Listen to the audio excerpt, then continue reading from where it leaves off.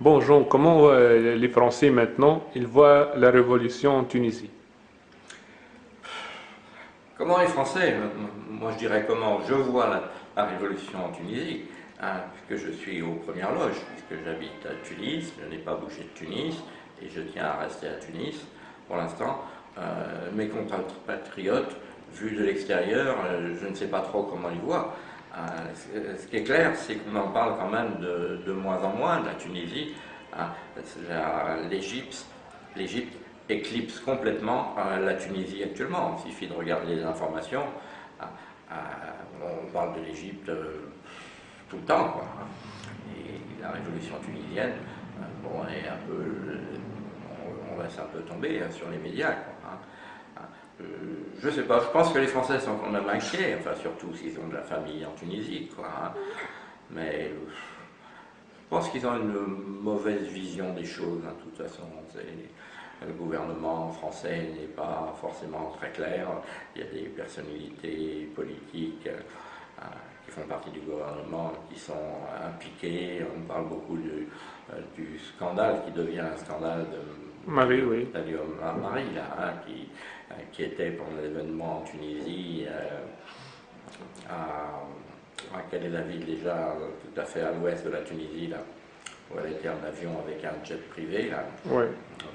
On dit que c'est un proche de Ben Ali, et je pense que ça doit être vrai, bien qu'elle s'en défende, quoi. Ça occupe beaucoup les médias français, avec raison d'ailleurs. Mais penses-tu que nous, on a besoin de l'aide? Est-ce qu'on va demander de l'aide de la France?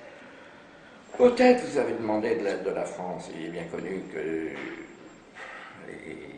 la France, les pays occidentaux, les États-Unis ont beaucoup d'argent et ils sont prêts à en donner pour aider.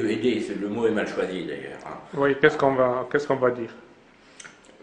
Moi, je conseille la Tunisie de ne pas réclamer d'aide et de vous débrouiller tout seul, hein. Il est bien connu que dès qu'il y a de l'aide du FMI ou de la Banque mondiale, il y a un prix à payer, hein.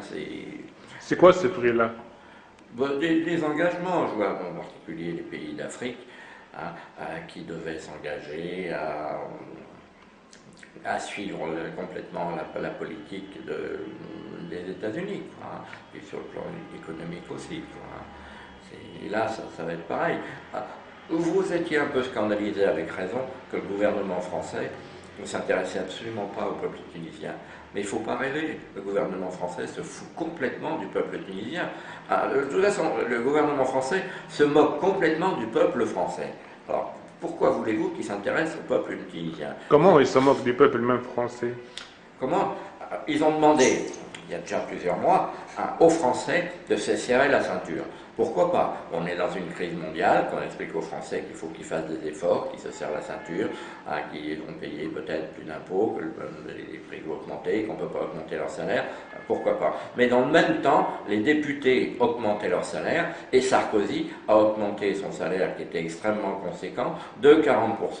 Mais c'est un scandale, ça, c'est même pas la peine de commenter. Mais n'oublie pas que cette crise en Tunisie, elle a de l'impact sur la France. Maintenant, ils auront des élections présidentielles, ça va affecter tout. C'est vrai, mais c'est une bonne chose. Mais moi, je ne fais pas plus confiance en France aux personnalités de gauche qui ne proposent rien du tout d'ailleurs. Qu'est-ce que propose la gauche? Ça fait des années qu'ils ne sont pas de programme, hein. Tout ce qu'ils veulent, c'est aller à la soupe, parce que la soupe est bonne, hein. C'est avoir le pouvoir, et ils se chamaillent pour savoir lequel va être élu, va représenter le Parti Socialiste, hein. Alors de temps en temps, on se dit, ah bah ça y est, ils ont trouvé des accords, hein. Mais ça dure 8 jours, et au bout de 8 jours, ça recommence, ils continuent à se foutre sur la gueule, quoi. C'est pas sérieux tout ça. Penses-tu que certains Français ou certains étrangers pensent que l'être humain, les Tunisiens, c'est un être inférieur? Mais ça, c'est une douce plaisanterie, quoi. Ouais.